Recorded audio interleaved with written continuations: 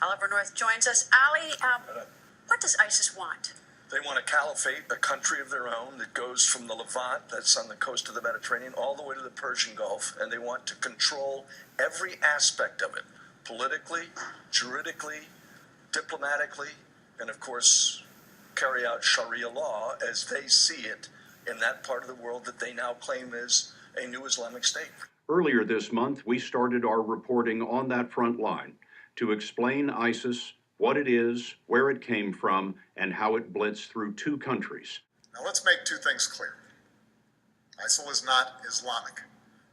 No religion condones the killing of innocents, and the vast majority of ISIL's victims have been Muslim. And ISIL is certainly not a state. ISIL is a terrorist organization, pure and simple.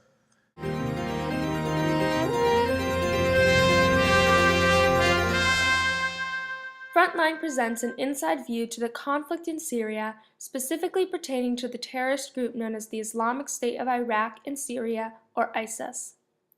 First, let's take a look at the history and origins of ISIS. ISIS originated from the terrorist organization known as Al-Qaeda in Iraq, or AQI. AQI was founded by Osama bin Laden and Abu Musab al-Zarqawi in 2002. However, after Zarqawi's death in 2006, AQI decided to form the Islamic State in Iraq as the umbrella organization. This group, comprising of jihadists affiliated with AQI, vowed to plant the flag of the state Islam according to WikiLeaks. In 2010, ISIS selected its new leader Abu Bakr al-Baghdadi. Since then, there have been countless outbreaks and acts of violence from ISIS, including the beheadings of journalists James Foley, Steven Sotloff, and David Hades. In addition, ISIS has attacked places such as the Charlie Hebdo building, which has in turn killed many individuals. ISIS has self-funded through their control over oil and gas fields, as well as taxation, tolls, smuggling, extortion, and kidnapping. This funding has earned them millions of dollars a month.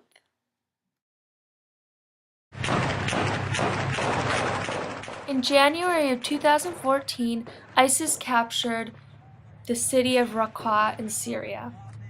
In June of 2014, ISIS launched its biggest offense, which in turn allowed them to capture a vast expanse of both Iraq and Syria, which included the second largest city in Iraq, Mosul. On August 19th, ISIS released the video of the beheading of American journalist James Foley. On September 2nd, ISIS released another video of the beheading of Steven Sotloff. On September 10th, Obama delivered a speech. Our objective is clear. We will degrade and ultimately destroy ISIL through a comprehensive and sustained counterterrorism strategy. America has said that they are going to respond to ISIS by means of airstrikes, increasing their support to troops already on the ground, and utilizing intelligence agencies to prevent future attacks. As well as Iraq. This is a core principle of my presidency. If you threaten America, you will find no safe haven. In early January 2015, a magazine company by the name Charlie Hebdo was attacked by ISIS. This company produced satirical cartoons based on world events. ISIS threatened to attack them and ended up killing several individuals. Should note now that the Associated Press, as well as other numerous French agencies, are reporting that the two brothers who were involved in the massacre at Charlie Hebdo are dead, that they have been killed in that explosion and that gunfire that we saw earlier, where Clarissa Ward has been reporting that industrial town that is northeast of Paris. Clarissa Ward is there. Clarissa? That's right, Nora. According to multiple French media organizations, we're hearing reports now that those two Kouachi brothers who were responsible for the deaths of 12 people on Wednesday at the Charlie Hebdo magazine are now dead. We are still trying to confirm that for ourselves, but let's go back over what we know happened in the last half hour. We heard bursts of gunfire, heavy gunfire. There were some reports of explosions, images of smoke billowing above that industrial complex where the two brothers had hunkered down, possibly with at least one hostage. Then we saw and heard a bunch of helicopters, some of them medical helicopters.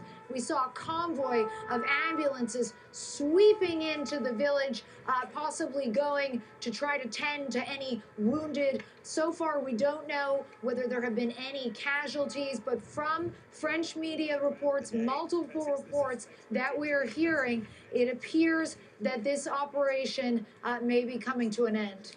Thank you, Clarissa. Since this problem involves a terrorist organization, there is no clear solution. In my opinion, I think that America needs to do everything it can without putting troops on the ground.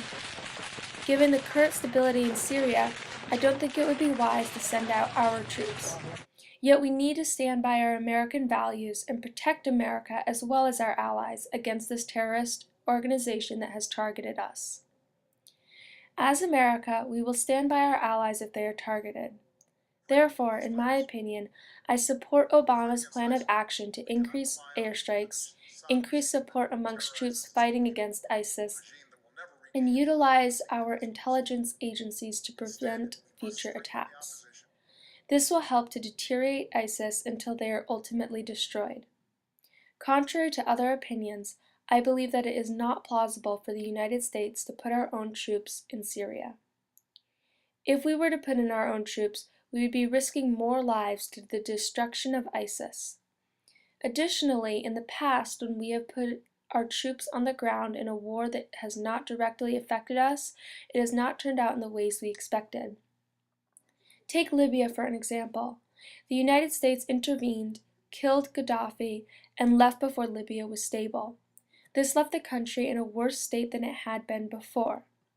This is just one example of the many when the U.S. intervention on the ground has not benefited the country.